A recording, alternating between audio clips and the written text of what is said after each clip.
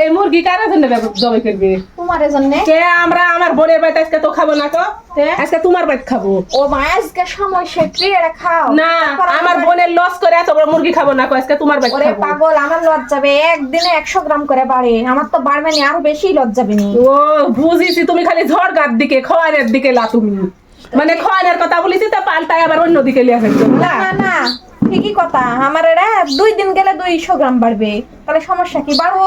লেও লেও খোয়ারে লাগবে না, তোমার বাড়িতে 200 খাবো গ্রাম না, তো আর মুরগি বাড়বে, খাবো না। কিন্তু খাওয়ানো লাগবে না ফিট 200 গ্রাম, ফিট তো খাওয়ানো লাগবে 400 গ্রাম, তাহলে তো 200 50 গ্রাম গ্রাম বাড়বে। খাওয়ালে 100 গ্রাম বাড়ে, আর 100 ফিটটা গ্রাম টাকা পয়সা যাবে নাকি না? না মুরগি তুলে এই মুরগি তুলে থো, ওর বাড়ি যা খাবো আজকে, দরকার হলে শাক দিয়ে খাবো, আয় থাও মুরগি তুলে খাও। দরকার হলে শাক দিয়ে খাবো। তোমার বাড়িতে হবে আলু ঘাটা দিয়ে আলু ঘাটি দিয়ে আমরা আলু ঘাটি আলু ঘাটা ঘাটি।